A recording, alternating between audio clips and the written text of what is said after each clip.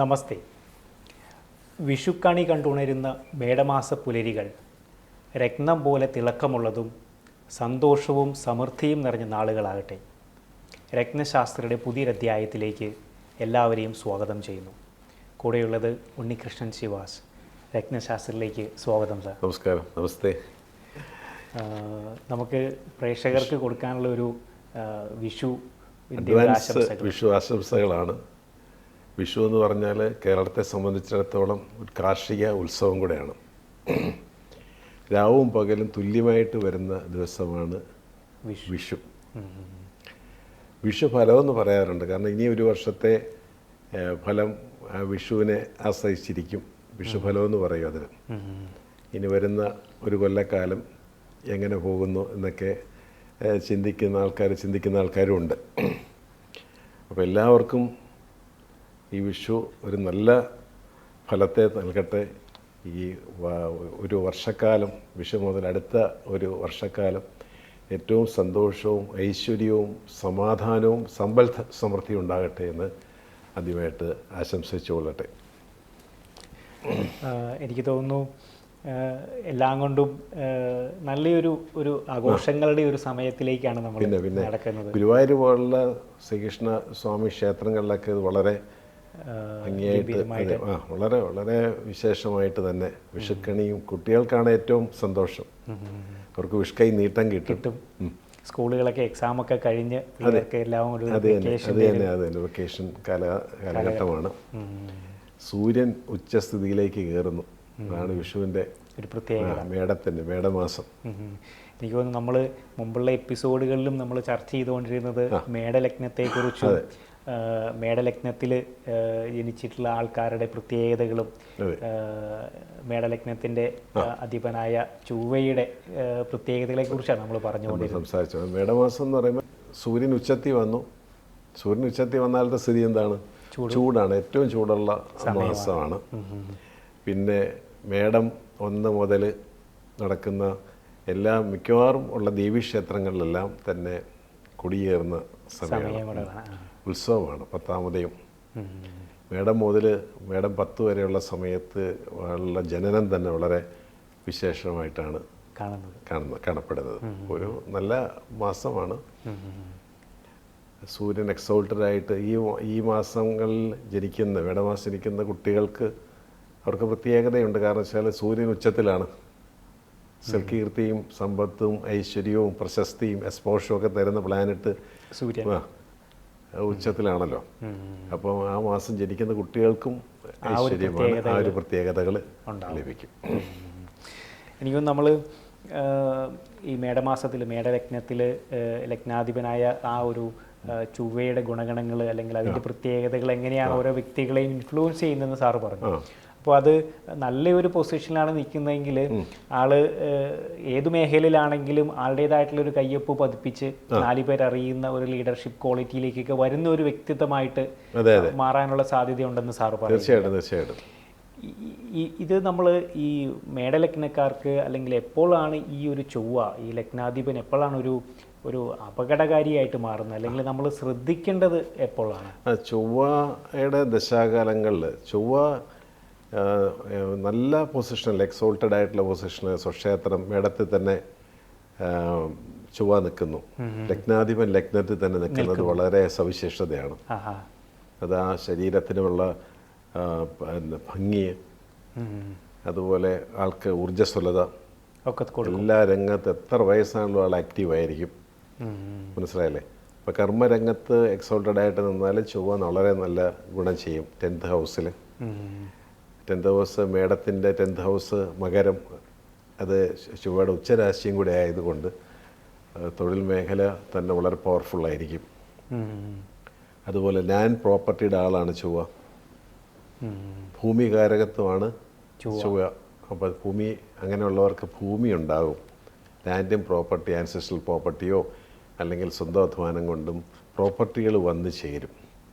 ചൊവ്വയും ചന്ദ്രനും ഒക്കെ ഒരു മൈനസ് പോയിന്റിൽ, നെഗറ്റീവ് പൊസിഷനിൽ നിന്നാൽ വളരെ പാടായിരിക്കും. ഒരാൾക്കൊരു വീടും സ്ഥലവും എത്ര പണമുണ്ടെന്ന് പറഞ്ഞാലും അതിലേക്ക് എത്തത്തില്ല. ലാൻഡ് ആൻഡ് പ്രോപ്പർട്ടിയുടെ കാരണക്കാരായിട്ടുള്ള 2 ഗ്രഹങ്ങൾ നന്നായിട്ട് ചാർട്ടിൽ നിന്നാൽ, ചൊവ്വയും ചന്ദ്രനും നിന്നാൽ വളരെ നന്നായിട്ട് അവർക്ക് ഒരുപാട് ഭൂമി ഉണ്ടാവും, ഭൂസമ്പത്തുള്ളവരായിരിക്കും. ഇതെപ്പോഴാണ് റോങ് എഫക്റ്റ് വരുന്നത് വെച്ചാൽ, ഇപ്പോൾ ചൊവ്വ പോയി 8th ഹൗസിൽ നിൽക്കുന്നു. അപ്പം മേടലഗ്നത്തിൻ്റെ 8th ഹൗസ് എന്ന് പറഞ്ഞാൽ വൃശ്ചികം, അതും ചൊവ്വയുടെ തന്നെ രാശിയാണ്. അപ്പം 8ാം ഭാവാധിപൻ 8ൽ നിന്നാൽ ദീർഘായുസാണ് പറയുന്നത്. അപ്പം ഈ ചൊവ്വ അവിടെ തന്നെ നിൽക്കുന്നാൽ ദീർഘായുസ് വരുന്നുണ്ട്. അതേസമയം ചൊവ്വ 6th ഹൗസിലൊക്കെ വന്ന് നിന്നാൽ നമുക്ക് ഈ പറഞ്ഞതുപോലെ രോഗാവസ്ഥകൾ, ബ്ലഡ് റിലേറ്റഡ് ആയിട്ടുള്ള അസുഖങ്ങൾ, ചൊവ്വ നമ്മുടെ അബ്ഡമൻ, ലോവർ അബ്ഡമൽ പോർഷൻ, വൃശ്ചികം രാശി എന്ന് പറഞ്ഞാൽ അബ്ഡമൻ ആണ്, ലോവർ അബ്ഡമൽ പോർഷനിൽ ഒക്കെ ഇതുപോലെ തന്നെ ബ്ലീഡിങ്, വയറ് എപ്പോഴും അസ്വസ്ഥതയായിരിക്കും, ഗ്യാസ്ട്രിക് ട്രബിൾസ്, പിന്നെ അതുപോലെ തന്നെ പൈൽസ്, ഫിഷർ, ഇതുപോലുള്ള അസുഖങ്ങളൊക്കെ പെട്ടെന്ന് കയറി വരും. അത് 6th ഹൗസിൽ എൻ്റെ പീരീഡ് കൂടെ നടക്കുമ്പോൾ അത് കൂടുതലായിരിക്കും. അപ്പോൾ ചൊവ്വ നിൽക്കുന്നത് മേടലഗ്നത്ത് ആയതുകൊണ്ട് ചൊവ്വ നല്ലതാണെന്ന് വിചാരിക്കുന്നത്. ചൊവ്വയുടെ പൊസിഷൻ വളരെ ഇമ്പോർട്ടൻ്റ് ആണ്. ചൊവ്വയെ മറ്റ് ശുഭഗ്രഹങ്ങൾ വീക്ഷിച്ചാൽ ചൊവ്വയ്ക്ക് വളരെയധികം ഗുണമുണ്ടാവും. അപ്പം ലഗ്നം മാത്രം കൺസിഡർ ചെയ്യരുത്, ലഗ്നാധിപൻ എവിടെ നിൽക്കുന്നു, ലഗ്നാധിപൻ്റെ കൂടെ ഏതെങ്കിലും മറ്റു തരത്തിലുള്ള പാപഗ്രഹങ്ങളുണ്ടോ, റോങ് പ്ലാനറ്റ്സ് ഉണ്ടോ, ലഗ്നാധിപൻ നല്ല പൊസിഷനിലാണ് നിൽക്കുന്നത്, മറ്റ് ഗ്രഹങ്ങളൊക്കെ ഏതെല്ലാം പൊസിഷനിൽ പോയി നിൽക്കുന്നു, ഇതെല്ലാം നമ്മൾ മനസ്സിലാക്കേണ്ടിയിരിക്കുന്നു. ഇപ്പോൾ രക്തം നിർണ്ണയിക്കുന്നതാണെങ്കിലും അല്ലാതെയും നമ്മൾ കാര്യങ്ങൾ മനസ്സിലാക്കാൻ വേണ്ടിയിട്ട് ഇത്രയും ചിന്തിക്കണം. അതിനുശേഷമേ നമ്മളൊരു രത്നധാരണത്തിലേക്കൊക്കെ എടുത്തതെങ്കിൽ വളരെയധികം ഇതിൻ്റെ ഡിവിഷണൽ ചാർട്ടായ D9 ചാർട്ടൊക്കെ നമ്മൾ ചെക്ക് ചെയ്യണം. അതിനകത്തൊക്കെ ചൊവ്വയുടെ പൊസിഷൻ എന്താണെന്ന് നമ്മൾ ശ്രദ്ധിക്കണം. എനിക്ക് തോന്നുന്നു ആ ഒരു വിവരങ്ങൾ, അതായത് ഈ ചൊവ്വ മറ്റ് ഗ്രഹങ്ങളുടെ കൂടെ നിൽക്കുമ്പോഴുള്ള ആ ഒരു അവസ്ഥകൾ നമ്മൾ ഒരു ബ്രേക്കിന് ശേഷം നമുക്ക് പ്രേക്ഷകരോട് പങ്കുവയ്ക്കാം.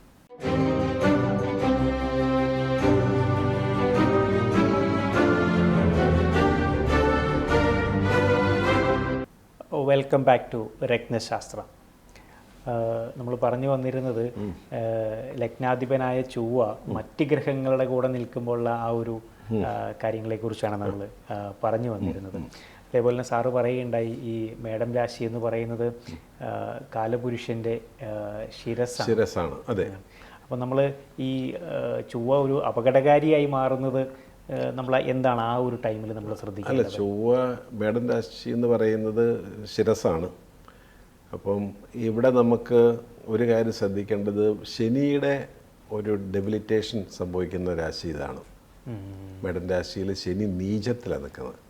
അപ്പോൾ ശിരസ്സിൽ ശനി നീചത്തിൽ നിൽക്കുന്നത് ആൾക്കാർ വളരെ ശ്രദ്ധിക്കണം. നമുക്ക് ഈ പറഞ്ഞ പോലെ തലകറക്കം, പ്രഷർ വേരിയേഷൻസ്, തലയിൽ ഭാഗത്തായിരിക്കും അപകടങ്ങൾ, ഒരു ആക്സിഡൻ്റൊക്കെ ഉണ്ടായാൽ തലയടിച്ച് വീഴുക. പിന്നെ നമ്മൾ കൃത്യമായിട്ടുള്ള എക്സസൈസുകൾ, ബ്രീത്തിങ്ങുകൾ, പ്രാണായാമങ്ങളൊക്കെ ചെയ്യേണ്ടവരാണ് ഇവർ. ഇല്ലെങ്കിൽ ഈ സ്ട്രോക്ക് പോലുള്ള കാര്യങ്ങൾ പെട്ടെന്ന് കയറി ബാധിക്കും, ഉണ്ടാകാൻ ചാൻസസ് കൂടുതലാണ്. അതാണ് മേടൻ രാശിയുടെ ശ്രദ്ധിക്കേണ്ട ഒരു ഘടകം. ശനി ഉണ്ടോ എന്ന് നമ്മളവിടെ ചെക്ക് ചെയ്യണം. പിന്നെ ഈ ലഗ്നാധിപൻ ആണല്ലോ ശനി, ചൊവ്വയുടെ കൂടെ ഏതെല്ലാം ഗ്രഹങ്ങൾ നിൽക്കുന്നു എന്നുള്ളതും ഒരു ശ്രദ്ധിക്കേണ്ടതാണ്. ചൊവ്വയുടെ കൂടെ റോങ് ആയിട്ടുള്ള പ്ലാനറ്റ്സ് നിന്നാൽ അതിൻ്റെ കാലഘട്ടത്തിൽ ചൊവ്വ ശനി നിന്ന ശനിദശയിലും ചൊവ്വയുടെ ദശാകാലത്തും ശ്രദ്ധിക്കണം നമ്മൾ, പ്രത്യേകിച്ച് എസ്പെഷ്യലി. നല്ല ഗ്രഹങ്ങളിലെ പീരീഡ് വരുമ്പോൾ ഇതൊന്നും അറിയത്തില്ല, നമ്മളൊരു തട്ടും മുട്ടുമൊന്നും കൂടാതെ അങ്ങ് കവറപ്പ് ചെയ്ത് പോകും. ഇവരുടെ തന്നെ ഗ്രഹങ്ങളുടെ കാലഘട്ടങ്ങൾ വരുമ്പോഴാണ് ഇത് കൂടുതലായിട്ടും നമ്മളെ എഫക്റ്റ് ചെയ്യുന്നത്. ഒരുപാട് കാര്യങ്ങൾ നമുക്ക് ഇതിനകത്തുനിന്ന് മനസ്സിലാക്കിയെടുക്കാൻ സാധിക്കും.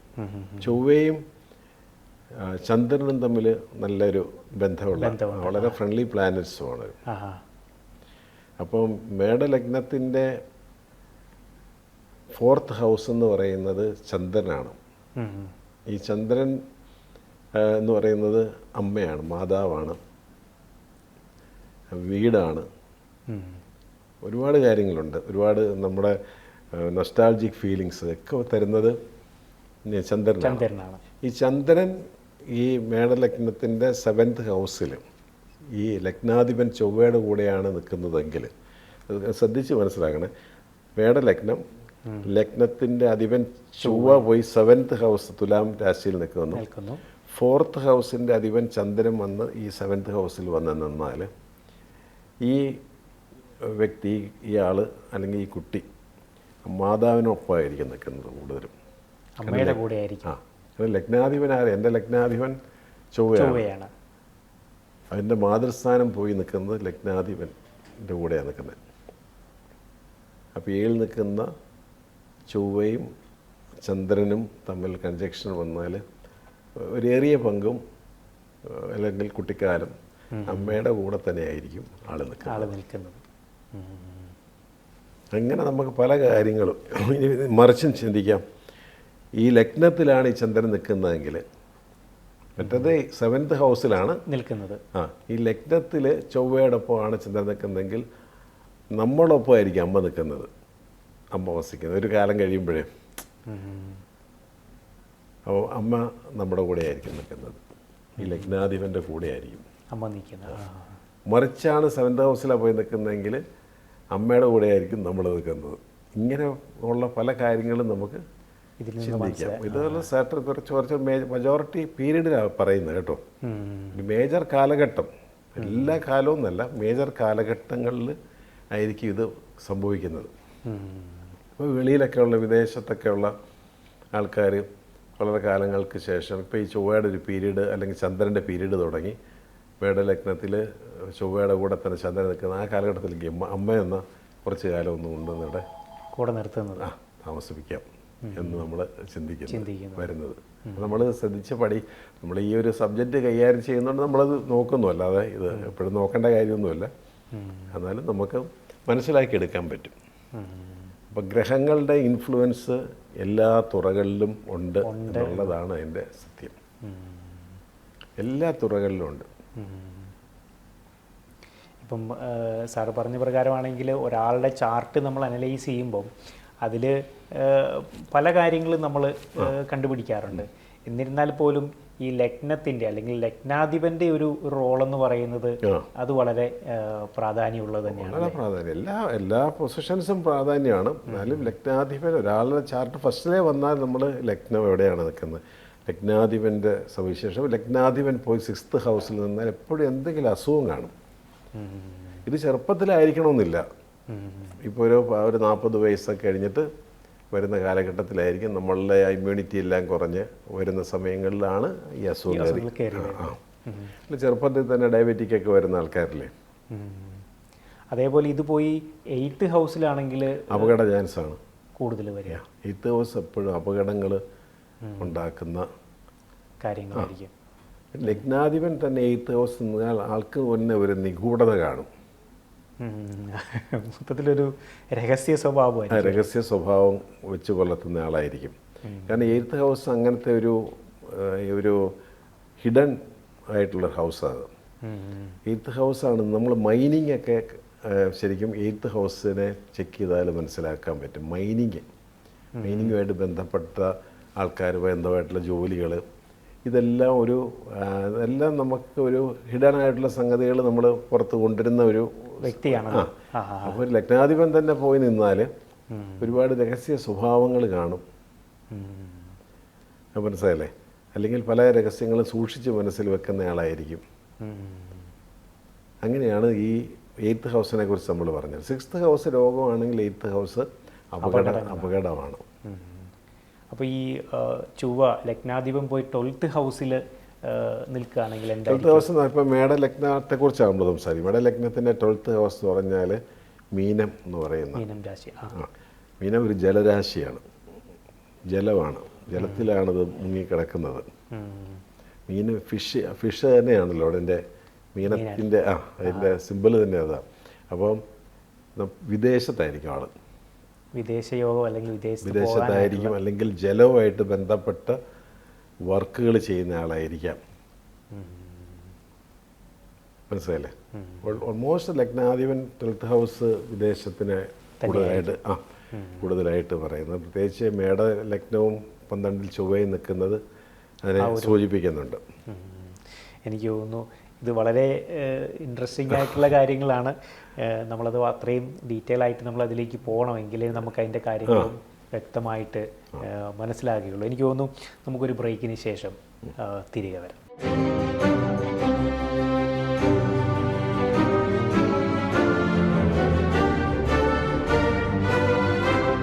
Welcome back to രത്നശാസ്ത്രം.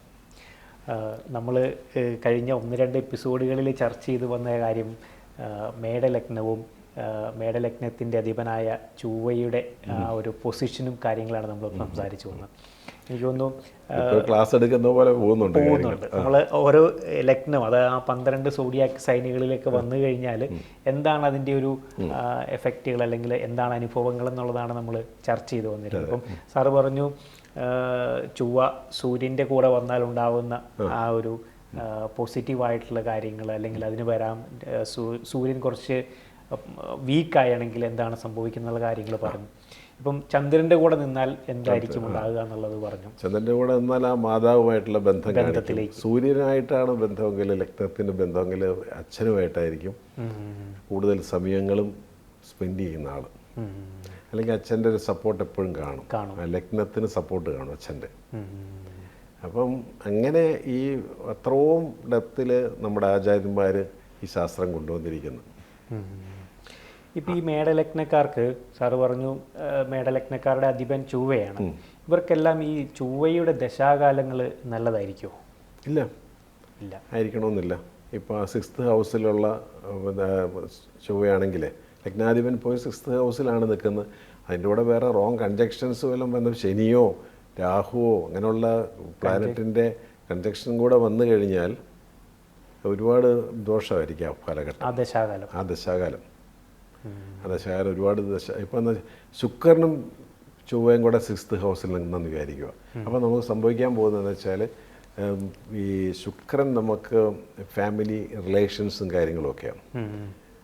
അപ്പം ചൊവ്വയും ശുക്രനും കൂടെ 6th ഹൗസ് റോങ് ഹൗസാണ്. അതിൽ നിന്ന് കഴിഞ്ഞാൽ ഈ പറഞ്ഞ പോലുള്ള ഫാമിലി ഡിസ്പ്യൂട്ട്സുകൾ, പ്രശ്നങ്ങളിലേക്ക് കയറി വരാം ആ ഒരു കാലഘട്ടത്തിൽ.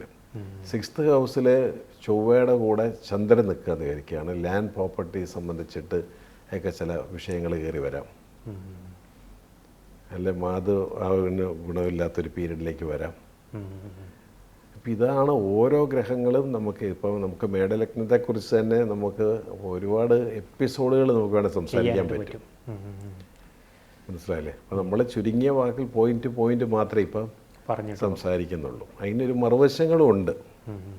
അപ്പോൾ ഇത് പറഞ്ഞപ്പോഴാണ് എനിക്ക് തോന്നണേ, നമ്മൾ ഒരാൾക്ക് മേടം രാശിയാണ് അല്ലെങ്കിൽ ചൊവ്വയുടെ ദശാകാലമാണെന്ന് പറഞ്ഞിട്ട് പോയി ചൊവ്വയുടെ രത്നം വാങ്ങിയിട്ടാലുണ്ടാകുന്ന ഒരു അപകടമാണ് ഇവിടെ ഒളിഞ്ഞിരിക്കുന്നത്. അത് തന്നെ അപകടം സ്ഥിതിയുണ്ട്. അപ്പോൾ എപ്പോഴും നമുക്ക് നെഗറ്റീവ് പോയിൻറ്റ്സ്, നെഗറ്റീവായിട്ടുള്ള പ്ലാനറ്ററി പൊസിഷൻസിൻ്റെ കല്ലുകൾ ഒരിക്കലും നമ്മൾ ഒരു കാലഘട്ടത്തിൽ ഉപയോഗിക്കാതിരിക്കുക നല്ലത്. അതുപോലെ 7th ഹൗസ് എന്ന് പറയുന്ന ഹൗസ്, ആ ഹൗസിൽ ഏത് ഗ്രഹം നിൽക്കുന്നോ അതിൻ്റെ ദശാകാലങ്ങളൊക്കെ അപകടകാരികളാണ്. അപ്പം അതിൻ്റെയൊക്കെ 7th ഹൗസിലൊക്കെ നിൽക്കുന്നതിൻ്റെയൊക്കെ കല്ലുകൾ കൊടുക്കണേ വളരെ ശ്രദ്ധിച്ചു വേണം കൊടുക്കാനായിട്ട്. അപ്പോൾ നമുക്ക് ഡിഫറെൻറ്റ് പാരാമീറ്റേഴ്സ് കണക്കിലെടുത്ത് വേണം രത്നനിർണയത്തിലേക്ക് പോകാനായിട്ട്. ഒരാളുടെ ചാർട്ടിലെ ഡിഫറെൻറ്റ് പാരാമീറ്റേഴ്സ് നമ്മൾ കൺസിഡർ ചെയ്യണം. അല്ലാതെ നമ്മൾ ചാടി കയറിയിട്ട് ലഗ്നം ഇതാണെന്ന് പറഞ്ഞിട്ട് അങ്ങനെയൊന്നും കൊടുത്ത് സ്റ്റോൺസ് കൊടുക്കാൻ പോകുന്നത്. കാരണം ഇത് ലൈഫ് ടൈം ഒരാൾക്ക് യൂസ് ചെയ്യേണ്ടതാണ് ഈ കല്ല്. ഒരു 3 to 6 months കഴിയുമ്പോൾ മുതൽ കുറേശ്ശെ കല്ല് നമ്മുടെ ബോഡിയിൽ പ്രവർത്തിച്ചു തുടങ്ങും. അതിട്ടിരിക്കുന്നതിൻ്റെ വലിപ്പം, ക്വാളിറ്റി എല്ലാം ഇതിനെ സ്വാധീനിക്കും. ഇപ്പോൾ കോറൽസൊക്കെ തന്നെ ഒരുപാട് പൗഡർ മിക്സ്ഡ് കോറൽസ് മാർക്കറ്റിൽ കിട്ടും. അത് മേടിച്ച് ധരിച്ചിട്ട് കാര്യമൊന്നുമില്ല. നല്ല കല്ലുകൾ തന്നെ വേണം ധരിക്കാനായിട്ട്. ഇല്ലെങ്കിൽ അതിനൊരു ബഡ്ജറ്റ് ആകുന്ന കാലഘട്ടത്തിൽ ധരിച്ചാൽ മതി, കുഴപ്പമില്ല. വില കുറഞ്ഞ കല്ല് എന്ന് പറയുമ്പോഴത്തേക്കും ഈ പൗഡർ മിക്സിനൊക്കെ ഹാഫ് പ്രൈസ് പോലും വരുന്നില്ല.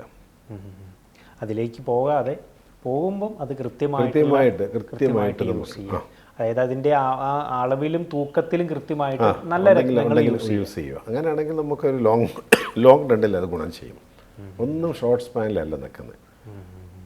നമ്മൾ ഇന്നലെ കല്ലിട്ടു, മിനിഞ്ഞാന്ന് കല്ലിട്ടു, ഇന്ന് നമുക്ക് ഇങ്ങനെയൊക്കെ ചില കാര്യങ്ങൾ വന്നു, അത് അങ്ങനെ ഇൻഡിക്കേറ്റ് ചെയ്യരുത്. നിങ്ങൾ ഇട്ടില്ലെങ്കിലും നിങ്ങൾക്ക് ഇത് വരും. എന്തെല്ലാം പ്രോബ്ലംസുമായിട്ടാണ് ചിലർ വരുന്നത്. ഇപ്പോൾ കല്ലിട്ട് കഴിയുമ്പോൾ കല്ലിലോട്ട് അതെല്ലാം കണക്ട് ചെയ്യും. ഇങ്ങനെയൊക്കെ ഒരുപാട് അനുഭവങ്ങളുണ്ട്. നമുക്ക് ഇത്രയും വർഷത്തെ അനുഭവങ്ങളാണ് ഞാൻ പറയുന്നത്. ഒരു 95% ആൾക്കാർക്കും അത് റിസൾട്ട് ഉണ്ടാക്കിയിട്ടുണ്ട്. നമ്മളുടെ രത്നത്തിൻ്റെ നമ്മൾ കറക്റ്റായിട്ട് നമ്മൾ ഐഡൻറ്റിഫൈ ചെയ്ത് കൊടുക്കുകയും ചെയ്യിക്കണം. അതിൽ കൂടെ അവരുടെ മൗത്ത് ടു മൗത്ത് പബ്ലിസിറ്റിയിലാണ് എപ്പോഴും എന്നെ ആൾക്കാർ അപ്രോച്ച് ചെയ്യുന്നത്. എനിക്ക് തോന്നുന്നു ഇത് തന്നെയാണ് നമ്മൾ കൃത്യമായിട്ടുള്ള ആ ഒരു രത്നനിർണയം എന്തുകൊണ്ടാണ് ആവശ്യം, അല്ലെങ്കിൽ എന്തുകൊണ്ടാണ് നിങ്ങളത് ചെയ്യണം, എന്നിട്ട് നല്ല രത്നത്തിലേക്ക് അതിൻ്റെ കൃത്യമായ തൂക്കത്തിലും അളവിലും പോകണം എന്ന് പറയുന്നതിൻ്റെ ഒരു കാരണം ഇത് തന്നെയാണ് നമ്മൾ പറയുന്നത്. തീർച്ചയായിട്ടും. അപ്പോൾ മേഡം രാശി ഒരു വളരെ പവർഫുൾ ആയിട്ടുള്ള ഒരു രാശിയാണ്. സോഡിയാക് സൈനിലെ ഫസ്റ്റ് സൈനാണ്.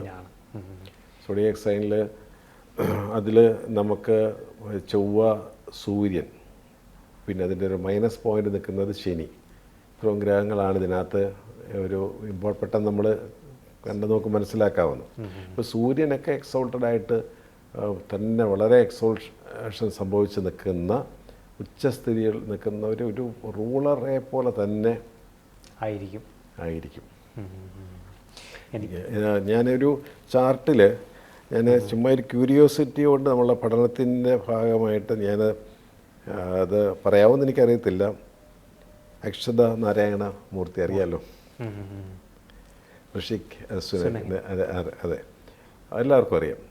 അവരുടെ ചാർട്ട് അവർക്ക് 4th 25/4/80 ഞാൻ ഇതിനകത്ത് നെറ്റിലേക്ക് നോക്കിയപ്പോൾ അവരുടെ ഡേറ്റ് ഓഫ് ബർത്ത് ഒക്കെ സൂര്യനാണ് എക്സോൾട്ടഡ് ആയിട്ട് നിൽക്കുന്നത്.